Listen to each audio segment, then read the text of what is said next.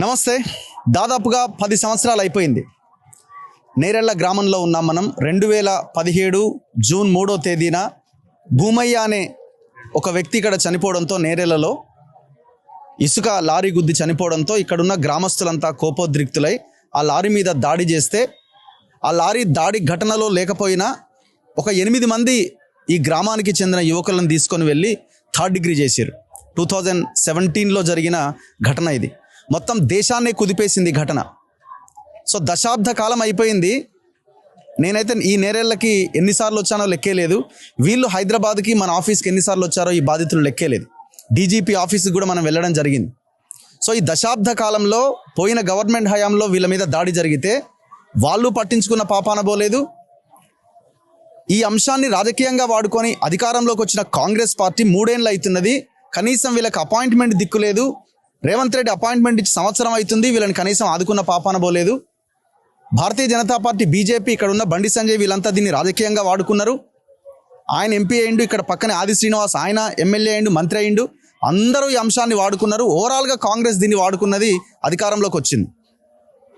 ఈ అంశంతో బీఆర్ఎస్ ఓడిపోయింది ఒక రకంగా చెప్పాలంటే. సో బీజేపీ కూడా ఇక్కడ ఈ కరీంనగర్లో బలం పెరగడానికి ఈ అంశం కూడా కారణమైంది. కానీ మరి బాధితులకు ఏం న్యాయం జరిగింది? ఏం న్యాయం జరిగిందంటే, దశాబ్ద కాలం తర్వాత 8 మందిలో ఓ ప్రాణం గాల్లో కలిసిపోయింది.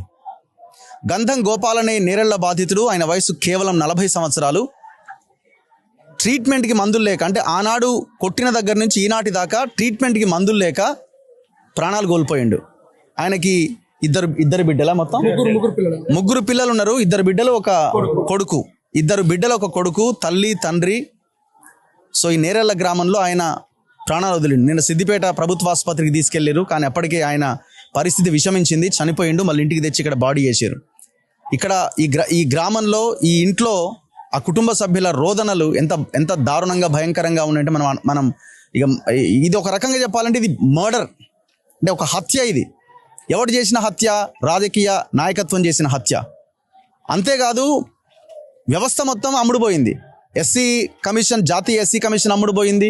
అన్ని పార్టీలు అమ్ముడుపోయినాయి. చివరికి కోర్టులో కూడా వీళ్ళకి న్యాయం జరగలే. కట్ చేస్తే వీళ్ళ మీద కేసులు పెట్టి వీళ్ళు ఆ కేసులో తిరుగుతున్నారు.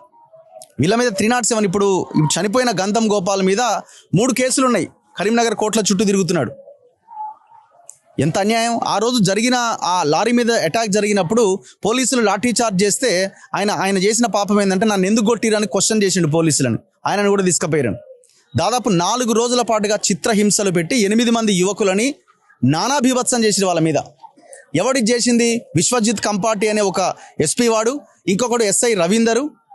వీళ్ళిద్దరు ఇప్పుడు ఎక్కడ ఉన్నారు? వాడు విశ్వజిత్ కంపాటి సిఐడి ఎస్పీగా కంటిన్యూ అవుతున్నాడు.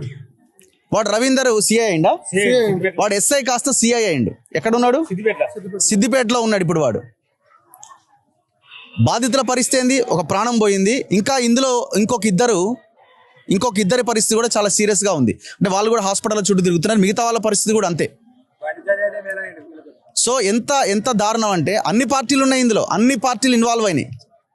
ఇప్పుడు అధికారంలోకి వచ్చిన తర్వాత రేవంత్ రెడ్డి ఇప్పుడు కల్వకుంట్ల కవిత అన్నది మొత్తం సంతోష్ రావు చేసిండు. సంతోష్ రావు అన్నాడు ఇసుక మాఫియా మొత్తం ఆయన ఫాదర్తో కలిసి చేసిన దందా ఇది అని. సంతోష్ రావుతో ఇక్కడ ఉన్న గవర్నమెంట్ కొల్యూడ్ అయిపోయింది. టానిక్ కేసులో 60 కోట్లకి ఫస్ట్ బీఆర్ఎస్తో కాంప్రమైజ్ అయిన కేసు టానిక్ కేసు. మరి ఏడుండి సంతుగాడు ఏడుండు, ఎక్కడున్నాడు? కేటీఆర్ ఎక్కడున్నాడు? కేటీఆర్ ఎక్కడున్నాడు? ఇక్కడికి రావాలి కదా మీరంతా. కేకే మహేందర్ రెడ్డి ఎక్కడున్నాడు? బండి సంజయ్ ఎక్కడున్నాడు? ఆది శ్రీనివాస్ ఎక్కడున్నాడు? మీరు కనీసం చనిపోయిన తర్వాత కూడా ఆ కుటుంబాన్ని పరామర్శించలేకపోతున్నారంటే భయం అవుతున్నది మీకు. ఇక్కడ వస్తే మిమ్మల్ని తంతరేమో అని.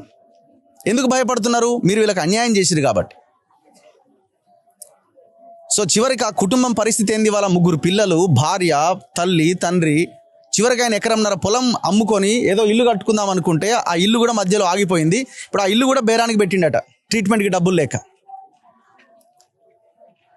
ఇప్పుడు నా ముందు హరీష్ ఉన్నాడు, కొట్లాడుతున్నారు వీళ్ళు. పక్కన బానయ్య ఉన్నాడు, ఆయన ఇన్సిడెంట్ జరిగిన దగ్గర నుంచి ఈనాటి వరకు ఇంకా కట్టెపట్టుకునే తిరుగుతున్నాడు. బాలరాజు ఉన్నాడు, ఆయన పరిస్థితి కూడా చాలా సీరియస్గా ఉన్నది. ఈశ్వర్ ఉన్నాడు, సో తను కూడా అందులో ఒక బాధితుడే. సో ఇంకొక 2 వీళ్ళతో కలిసి ఫైట్ చేయట్లేదు, కానీ వాళ్ళు ఆనాడు వాళ్ళు సైడ్ అయిపోయినారు. 6 కొట్లాడుతున్నారు, 6లో గోపాలకుడు.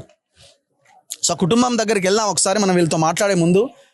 సో ఫ్యామిలీ చూడండి ఎంత దారుణమైన సిచ్యువేషను. ఇప్పుడు దీనికి ఎవడు బాధ్యత వహించాలి? అపోజిషన్ పార్టీలు ఏవి, అధికార పార్టీ ఏది, బీజేపీ ఏది? ఎక్కడ పోయినారు మీరంతా?